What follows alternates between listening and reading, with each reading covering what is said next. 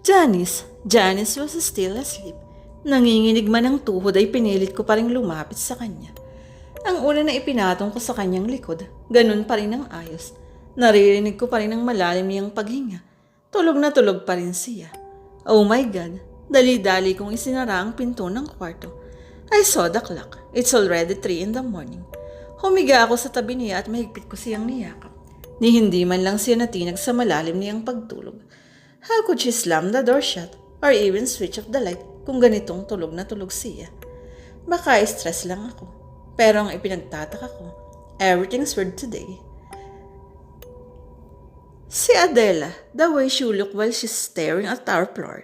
Si Mang Isko na parang balisa at may nais sabihin sa akin.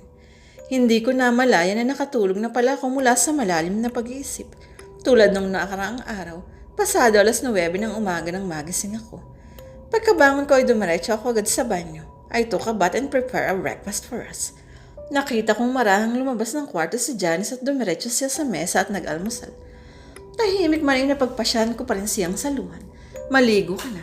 Magsisimba tayo ngayon, remember? Utos ko sa kanya ngunit hindi ko siya magawang tingnan. Hindi siya umimik habang marahan pa rin kumakain. Sa puntong iyon na hindi ko na siya naiwasang tingnan. Walang emosyon ng kanyang mukha habang seryoso pa rin kumakain. Nakita kong tumingin rin siya sa akin subalit umuiwas muli ako ng tingin. Siya nga pala, bakit ang daming buhok na nagkalat dito sa sahig? Galing ba dito si Mira? Umiling lang siya at nanatiling tahimik. Nakatingin lang siya sa akin. Tumingin ako sa kanya. Bumangon ka ba kagabi? Umiling muli siya at yumuko. Nagpatuloy siya sa pagkain. Siguro nag-sleep po ka. Ipinagpatuloy kang pagkain ko. Habang patuloy kami sa pagkain ay natili lang siyang tahimik. Mukhang malalim talaga ang tampo niya sa akin.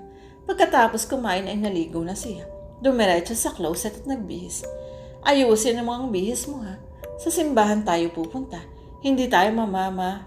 Nagulat ako ng pagbungat niya. Ay nakita kong nakasuot siya ng uniformeng pamasok. Lumapit ako sa kanya. Janice, linggo ngayon. Magsisimba tayo. Hindi tayo pupunta sa school. Magpalit ka ng damit. Tumango lang siya at bumalik sa closet. Pagbalik niya ay nakasuot na siya ng puting bestida. Lumapit ako sa kanya at niyakap ko siya. Nagdin akong bumitaw mula sa pagkakayakap sa kanya para siya ay tingnan. Blanko ang mukha niya habang wala pa rin siyang imik. Gustuhin ko mang humingi ng tawad sa kanya ng mga oras na iyon para magkaayos na kami. Subalit hindi ko talaga magawa. Hintayin mo ako sa labas. May kukunin lang ako sa kwarto. Utos ko sa kanya. Tumango lang siya at naglakad palayo sa akin patungo sa pintuan palabas ng apartment. Mabilis kong tumungo sa harapan ng life-size mirror malapit sa aming kwarto upang tingnan kung maayos ba ang suot ko. Pagkatapos nun ay bumaling na ako sa pintuan ng kwarto papasok. Dito na ako napatili sa aking nakita. Paano? Totoo ba ito? I saw Janice. She's still asleep, lying on her bed. Dahil sa matinding pagkagulat at takot, ay natutup ko na lang ang aking bibig. Hindi ako maaaring magkamali. Si Janice ito dahil nakatihaya siya at kitang-kita ko ang kanyang mukhang tulog na tulog. Naramdaman kong tila lumaki at namanhid ang aking ulo. Tila nagtayuan rin ang lahat ng balahibo ko sa katawan. Kung nandito si Janice, sino yung nasa labas ng pintuan? Marahan ako naglabas palabas ng kwarto. Marahan lang. Halos hindi ko maiangat ang aking mga paa dahil nanginginig ang mga ito. Nang makalabas na ako ng kwarto, sapat na para matanaw ko ang pinto palabas ng apartment. Nakita kong bukas ito. Humakbang pa ako ng isa. Nanginginig ang aking katawan at naluluha ang aking mga mata. Muli akong hamakbang ng marahan. Malapit na ako sa pintuan. Nang tuluyan akong makarating doon, ay walang paglagyan ng kabang nararamdaman ko. I saw her. Nakatalikod siya. Who is she? Lumingon ako sa aking kaliwa kung saan abutan ako si Janice na kasalukuyan namang natutulog sa kama. She's still there. Muli ay lumingon ako paharap sa isa pang Janice na kasalukuyan namang nakatayo sa may pintuan. Humugot ako ng malalim na paghinga at saka ako muling humakbang ng marahan. Unang hakbang, pangalawang hakbang. Hindi siya gumagalaw. Wala siyang kaalam-alam na papalapit ako sa kanya. Nakakatayo pa rin siya ng patalikod sa akin. Pangatlong hakbang. Lumampot ako ng walis paamba sa kanya. Malakas ang kutob ko na hindi siya ang tunay na Janice, kaya pala ibang-ibang ang kinikilos niya simula pa kanina. Pang-apat. Nanginginig ang aking mga kamay. Halos hindi ko rin maiakab ang aking mga paa. Subalit pilit kong nilakasan ang aking loob. Pang-lima. Janice, Usal ko nang medyo malapit na ako sa kanya. Ngunit hindi siya lumingon. Nanatili lang siyang nakatayo at tila walang narinig. Janice, ulit ko. Pinilit kong tatagan ng aking loob. Sa puntong iyon na hindi ko na maihakbang ang aking mga paa dahil sa takot at kaba. She's still standing there in front of me. I saw her back. How could she? I saw her in her bedroom a minute ago. Malalim ang tulog niya. Paano? Unless I was just dreaming. Baka nga panaginip lang ito. Sana nga panaginip lang ang lahat. Janice, I whispered. Hindi siya lumingon. Habang papalapit ay masinigpitan ko pang pagkakahawak sa broomstick na bitbit ko. Kahit na nangangatog ako sa kaba. Sino ang babaeng ito? Hindi siya si Janice. Alam kong hindi siya ang anak ko. 5 hakbang na lang ang layo ko sa kanya. Pero hindi pa rin siya natitinag sa kanyang pagkakatayo. Muli ay marahan pa akong humakbang. 4 na hakbang na lang at nasa likuran niya ako. 3, 2, 1. Bulaga.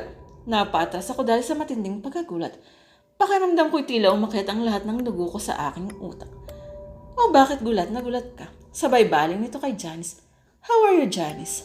Si Adela. Bigla na lang siyang sumulpot mula sa pintuan. Hindi tumugon si Janice kaya naman sa akin na bumaling si Adela. Bakit ka may hawak na walis? Para akong naistaswa. Hindi ako magalaw. Wala. Maglilinis sana ako. Sabay bitaw ko sa hawak kong walis. Nagulat pa ako at hindi ko maipaliwanag ang aking naramdaman nang yakapin niya si Janice. Ngunit si Janice nga ba talaga yun? Ang bango naman ni Janice. Pagkatapos na ay bumaling na muli siya sa akin, akala ko ba magsising ba tayo? Tumangulang ako habang pilipilit na sinisilip si Janice. Samantala, bumitiw naman siya sa pagkakayakap kay Janice. Bakit parang matamlay ka, Janice? Inaantok pa ko kasi ako, Tita Adela. Tugon ni Janice kay Adela. Yun ang unang pagkakataon na narinig ko ang tinig ni Janice simula kaninang pagising niya. Siguro nasermonan ka ng mami mo, no? Kantsaw pa ni Adela habang hinihimas ang buhok nito. Yumuko lang si Janice, pero hindi. Hindi ito si Janice, but I heard her voice kung ganun sino yung nakahiga sa kwarto. Walang pansintabi akong tumakbo patungo sa kwarto. Heto na naman ang matinding kaba sa dibdib ko. Nang nasa pintuan ako ng kwarto, si Janice kaagad ang sinipat ng aking paningin. Then I was shocked. She's gone. Wala na ang Janice na kanina lamang ay mahimbing na natutulog dito sa kama. Nanlambot ako sa aking kinatatayuan dahil para ako ay napaupo. Doppelganger? I know it's just a fiction and folklore na madalas kong marinig sa kwento ng mga matatanda. Ayon pa sa kanila, masamang pangitain daw ang pinapahiwatig nito. But I don't believe them, not until I saw it with my own eyes. Selena, sigaw ni Adela sa ngalan ko. Agad akong napatayo sa aking pagkakaupo at pilit na pinahid ang luhang na mutawi na pala sa aking mga mata. I'll be there in a second. Tugon ko sa kanya. What the hell is happening to me? Bakit ako nagkakaganito? Sa pagkakatanda ko, nagsimula lang ang lahat ng ito matapos namin manggaling sa birthday party ni Ara. Something bad might happen. Masama ang kutob ko.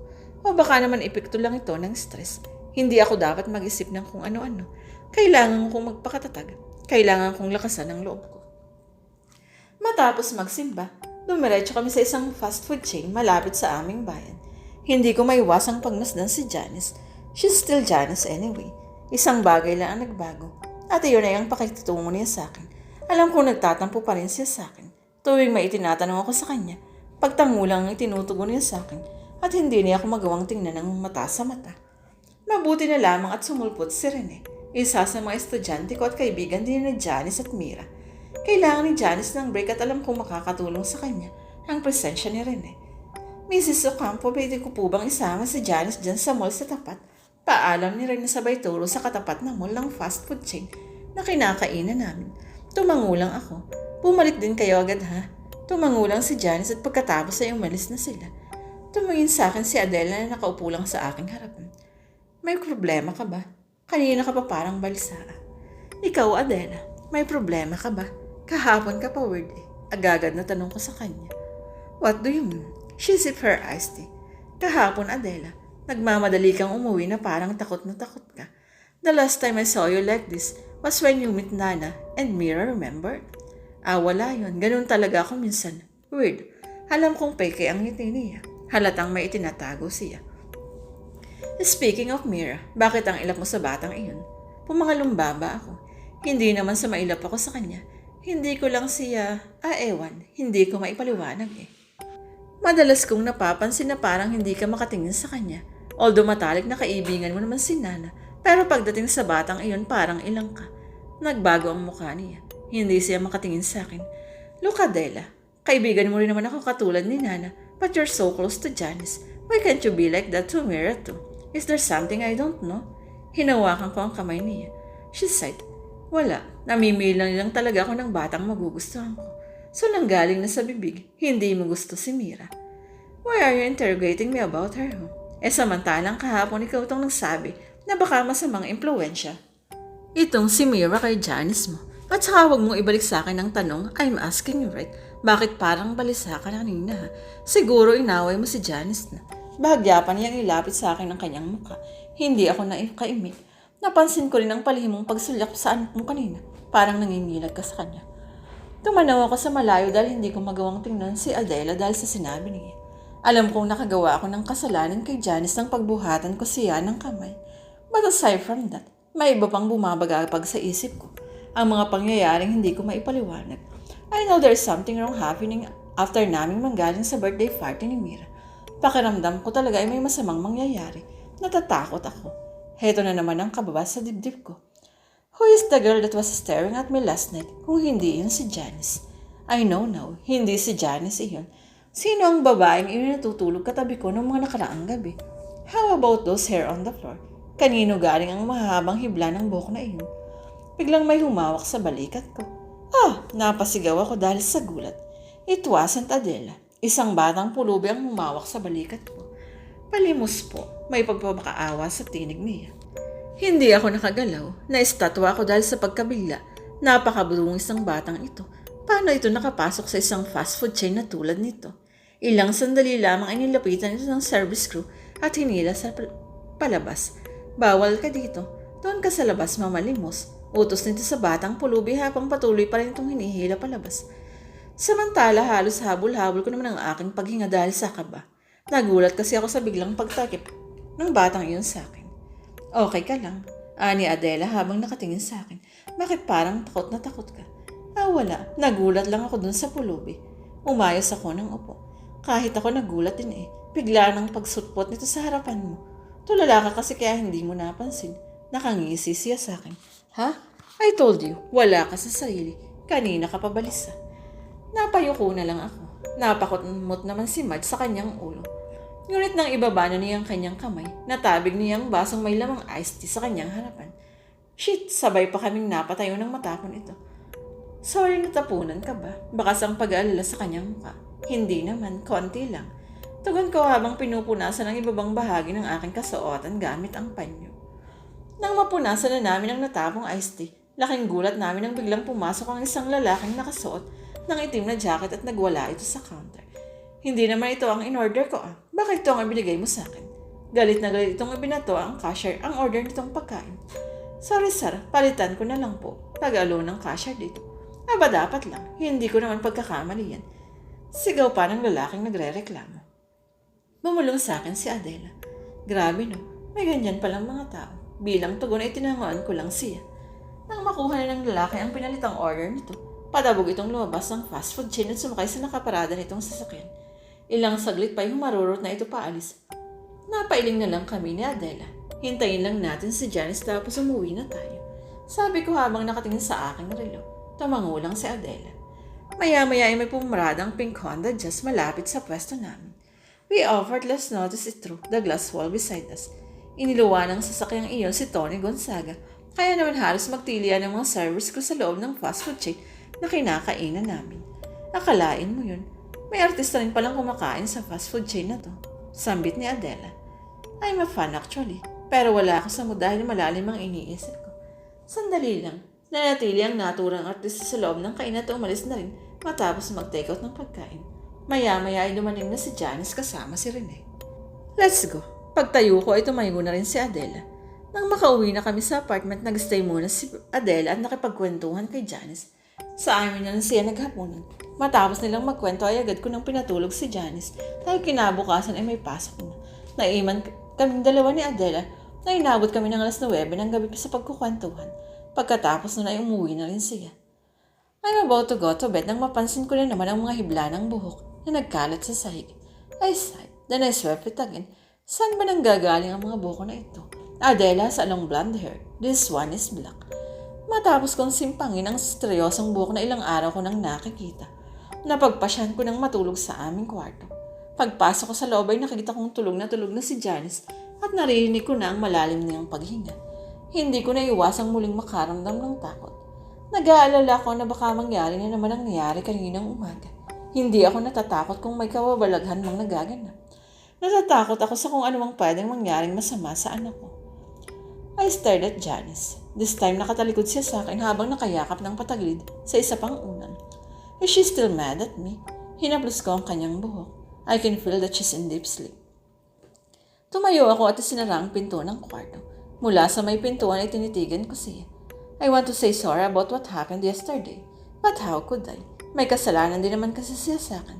She lied to me. Well, if she would say sorry to me, I will forgive her. Maybe tomorrow. Why are you staring at me? Napaignat ako dahil sa gulat. Isang boses ang nagmula kay Janice, pero makalakas ang kutob kong hindi siya iyon. Nakatalikod pa rin siya sa akin habang mahimbing ang tulog. Anong sabi mo? Nag-iinit ang ulo ko nang dahil sa sinabi niya. Hindi siya lumingon o gumalaw man lang. Nakatalikod pa rin siya sa akin at nakayakap sa una niya. Hindi rin siya kumibo. I'm still your mother. Hindi ka dapat. Why are you staring at me? Sigaw muli niya. Ha? Hindi pa rin siya gumagalaw o humaharap sa akin. Sa tono ng pananalita niya ay para siyang galit. Lumakad ako papunta sa kabilang bahagi ng kama para sa kanya. Ba't sumusobra ka na? Wala ka ng paggalang sa... Natigilan ako nang makita kong tulog na tulog pa rin siya. Paano nangyari yun? Kanino nang gagaling ang tinig na yun? Janice, tinawag ko siya. Pero ang kitang-kita kong malalim ng tulog niya. Imposible. Sa kanya nagmula ang tinig na iyon. Bahagya akong umupo sa paharap sa kanya. Janice, subalit kahit tiwilin ko siya ay mukhang malabo siyang magising dahil sa himbing ng kanyang tulog. Napayuko ako. Siguro ay nananagilip lang siya. Sleep talking maybe. Ngunit itong nararamdaman ko. Halos lahat ng balahibo ko sa katawan ay nagsitaasan. Agad kong hinimas ang aking mga braso sa pagbabaka sakaling giniginaw lang ako. Subalit heto na naman ang takot at kaba sa dibdib ko. Hindi ko maiwasang makaramdam ng panghilakbot. Tumingin ako kay Janice. Natatakot ako. Natatakot akong baka mas mangyaring masama sa kanya. Hindi ko kakayanin kapag may masamang nangyari sa nag-iisa kong anak. Hindi ko mapapatawan ng sarili ko oras na mapabayaan ko siya. Dahil marahil sa malalim ng pag-isip, hindi ko na namalayang napaidlip na pala ako. Subalit makalipas lamang isang oras ay naalimpungatan rin ako. Pupungas-pungas man ay pinilit ko pa rin bumangon mula sa aking kinahihigaan. Nang makaupo na ako sa gilid ng kama, si Janice kagad ang hinanap ng